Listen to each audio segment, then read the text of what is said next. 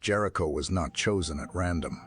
It was the oldest continuously inhabited city on earth, standing for thousands of years before Abraham was even born. When God finally pointed at it and told Israel to destroy it completely, there was a reason.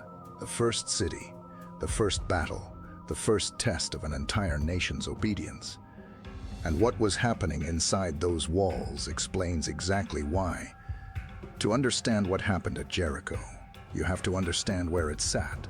The city was built in the Jordan Valley, just north of the Dead Sea, one of the lowest points on the surface of the earth, nearly 900 feet below sea level. The land around it was barren, dry, hostile, but Jericho itself was an oasis. A massive natural spring called Ein Esselton poured over 1,000 gallons every single minute into the surrounding land. In the middle of a desert wasteland, Jericho was green, lush, overflowing with date palms, balsam trees, and grain fields. The Bible itself calls it the city of palm trees. This was not a city that struggled to survive. It was a city that thrived while everything around it withered. Archaeologists have uncovered layers of Jericho stretching back more than 10,000 years. It is considered by many scholars to be the oldest walled city ever discovered. By the time Israel arrived, the city had already been built and destroyed, and rebuilt dozens of times, each generation stacking new walls on the rubble of the old. The city was surrounded by a double wall system, an outer wall made of mud brick, roughly 6 feet thick, an inner wall even thicker, standing on higher ground. Between the two walls, houses were built directly into the gap. Their roofs were level with the top of the outer wall. This is exactly the kind of structure described when Rahab hid the Israelite spies. Her house was built into the wall itself. The walls of Jericho were not just defensive. They were a statement, a declaration, that this city answered to no one. And behind those walls, life was rich. Jericho sat at the intersection of ancient trade routes, caravans moving between Egypt, Mesopotamia, and the kingdoms of the north passed directly through its territory. Salt from the Dead Sea, bitumen used for waterproofing and embalming, balsam resin worth more than gold. The city controlled access to the Jordan River crossing. Anyone entering the Promised Land from the east had to deal with Jericho first. It was a gateway city, a toll collector, a gatekeeper, standing between wilderness and promise. And the people of Jericho knew their position. They had grown wealthy from it, powerful from it, arrogant from it. But wealth was not the only thing that defined life inside those walls. Jericho was a Canaanite city, and Canaanite religion was unlike anything the modern mind is prepared to accept. At the center of Canaanite worship stood a system of gods built around fertility, power, and death. Baal, the storm god, was believed to control the rain and the harvest.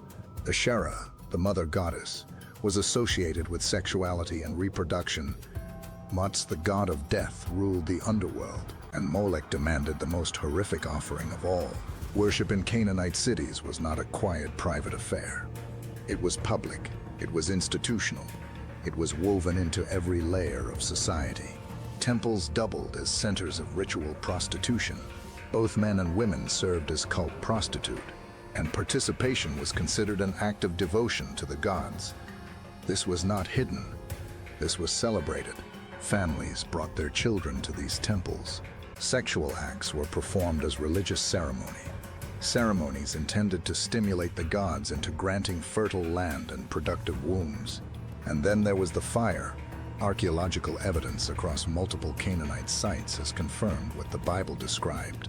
Child sacrifice was practiced throughout the region. Infants were placed on the heated bronze arms of idol statues and burned alive. Their cries were drowned out by drums and flutes, played by the priests. The Bible commands Israel directly in Leviticus chapter 18, verse 21. Do not give any of your children to be sacrificed to Molech. God gave that command because he knew exactly what Israel was about to walk into. Jericho was not an innocent city, minding its own business. It was a city whose worship required the blood of children. And the spiritual dimension went even deeper. Canaanite religion was not simply misguided worship. It was a direct inversion of everything God had established. Where God said marriage was sacred, Canaan made sexuality a public ritual. Where God said children were a blessing, Canaan burned them on altars. Where God said worship him alone, Canaan built temples to every force of nature. Every principle God had given to humanity, Jericho had systematically reversed. And for 400 years, God had waited. This is what most people miss about the conquest of Canaan. God did not send Israel in at the first sign of sin. In Genesis chapter 15, verse 16, God told Abraham something remarkable. In the 4th generation, your descendants will come back here, for the sin of the Amorites has not yet reached its full measure. 400 years, God gave the people of Canaan 4 centuries to turn back. 400 years of patience, 400 years of mercy. And in that time, the sin did not decrease. It reached its full measure. By the time Joshua stood across the Jordan River, looking at Jericho, the verdict had already been rendered. Now consider what the people inside Jericho were feeling. They had heard the story. Word had traveled across the desert about what happened in Egypt. The plagues, the parting of the Red Sea, the destruction of Pharaoh's army. They knew about the defeat of Sihon, king of the Amorites. They knew about the fall of Og, king of Bashan. 2 powerful rulers crushed by this wandering nation and its invisible God. Rahab herself told the spies exactly what the city was feeling. I know that the Lord has given you this land, and that a great fear has fallen on us. All who live in this country are melting in fear because of you. The entire city was paralyzed with terror. They had locked the gates, they had posted extra guards. No one went in, no one came out. And still not one person repented. Not one leader tore down an idol. Not one priest abandoned the altars of Molech. Not one family turned to the God of Israel and asked for mercy. Only Rahab, a prostitute living in the wall of the city, was the only person in all of Jericho, the only one who recognized what was coming and chose to act. She hid the spies. She confessed her faith. She tied a scarlet cord in her window, and she trusted that the God of Israel would keep his word, and he did. Now the destruction itself was unlike any military operation in history. God did not tell Joshua to build siege ramps. He did not tell him to starve the city out. He did not give him a strategy that made any military sense at all. He told him to march around the city once a day for 6 days. 7 priests carrying 7 trumpets made of rams, horns walking ahead of the ark. The armed men in front, the rear guard behind, and the people were commanded to remain absolutely silent. No war cries, no taunts, no sound at all except the trumpets. For 6 days, the people of Jericho watched from their walls. This silent army circled their city and walked away. Imagine being inside those walls. Day 1 brought confusion. Day 2 brought unease. Day 3 brought dread. By day 6, the psychological weight must have been unbearable. And then came the 7th day. On the 7th day, they marched around the city, not once, but 7 times. And on the 7th circuit, Joshua gave the command, "Shout, for the Lord has given you the city." The people shouted, the trumpets blasted, and the walls of Jericho collapsed. Not a section, not a gate. The entire wall structure fell outward, flat to the ground. Archaeologists who have excavated the site have confirmed something remarkable. The walls did not fall inward as they would in a typical siege or earthquake. They fell outward, creating a ramp of rubble, a ramp that allowed attackers to climb straight up into the city. This matches exactly what the text described. The wall fell down flat, so that the people went up into the city. Every man went straight before him. The soldiers did not need to find a breach. They walked straight in from every direction. And then came the command that troubles so many readers of this passage. Devote the city to the Lord and destroy it. Put to the sword every living thing in it. Men and women, young and old, cattle, sheep and donkeys. Total destruction, complete devotion to God. The Hebrew word is kerem. It means something set apart entirely for God, either as a holy offering or as an object of complete destruction. Nothing was to be taken as plunder. No gold, no silver, no livestock. Everything was to be burned or placed in the treasury of the Lord. Jericho was not a conquest for profit. It was an act of judgment, carried out by a nation under direct orders from God. The first fruits of the promised land given entirely back to God. Just as the firstborn belongs to the Lord, the first city belonged to him completely. And after the fire had consumed everything, Joshua spoke a curse over the ruins. Cursed before the Lord is the one who undertakes to rebuild this city, Jericho, at the cost of his firstborn son. He will lay its foundations at the cost of his youngest. He will set up its gates. Centuries later, a man named Heel of Bethel rebuilt Jericho. He laid its foundations, and his firstborn son, Abram, died. He set up its gates, and his youngest son, Segub, died. The curse held exactly as Joshua had spoken it. So what does the story of Jericho teach us? It teaches us that God's patience has a limit. 400 years, he waited for Canaan to change. 400 years, the door was open. And when the measure was full, the judgment came without hesitation. It teaches us that obedience matters more than strategy. Nothing about the battle plan made human sense, marching in silence, blowing trumpets, shouting at walls. But the people who obeyed saw the impossible happen in front of their eyes. It teaches us that no wall is strong enough to stand against the purposes of God. Jericho had double walls, natural springs, wealth position, military advantage. None of it mattered when God said it was time. And it teaches us that mercy is always available to those who reach for it. In a city sentenced to total destruction, one woman and her entire family were saved, not because she was righteous, not because she had earned it, but because she believed, and she acted on that belief. A scarlet cord in a window, that was all it took. Jericho was the first city God told Israel to destroy, but it was also the first city where God showed something remarkable. Even in judgment, he leaves a door open for faith. The walls fell. The city burned. But Rahab walked out alive, and her name appears in the genealogy of Jesus Christ. From the ashes of the most destroyed city in biblical history came a bloodline that led straight to the Messiah. That is not coincidence. That is the mercy of God written into the rubble itself. This is what changes everything when you study Jericho.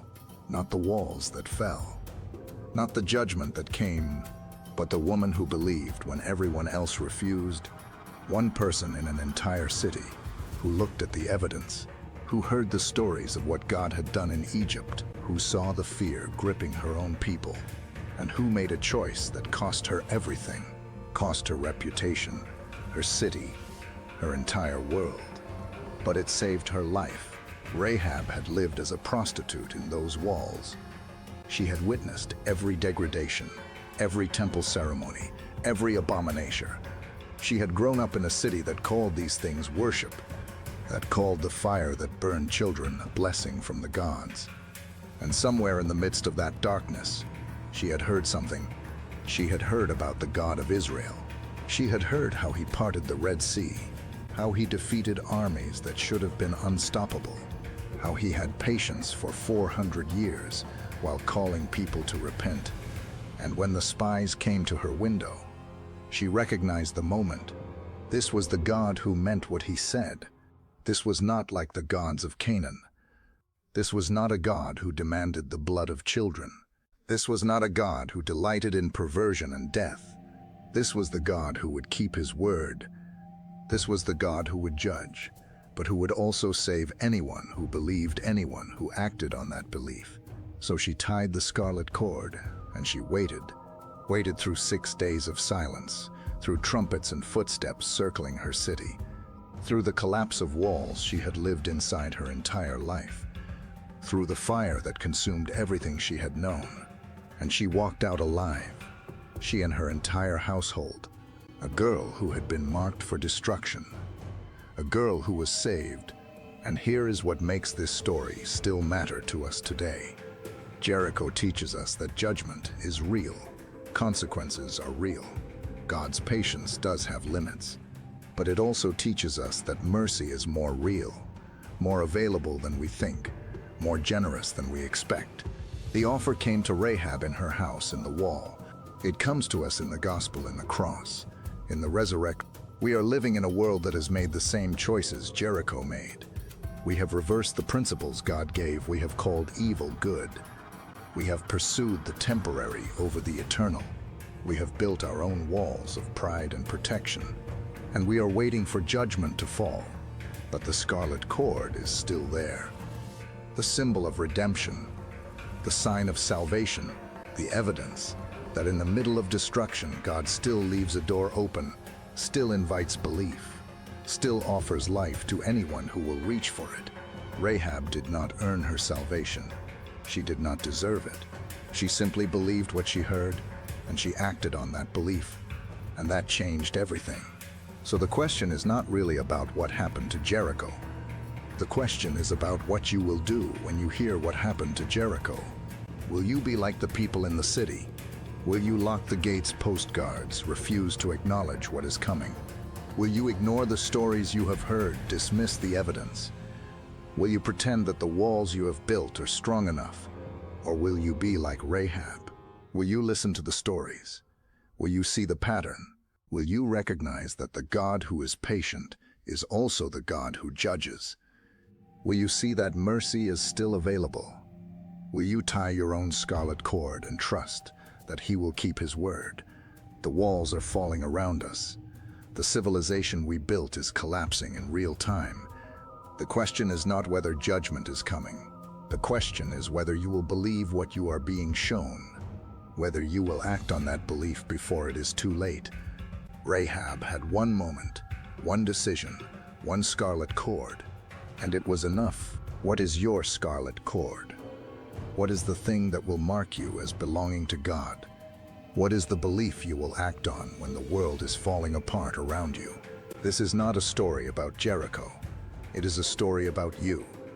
It is a story about the moment when you have to choose between the city that is falling and the God who saves, between the walls that are collapsing and the mercy that is still offered, between the judgment that is real and the salvation that is more real.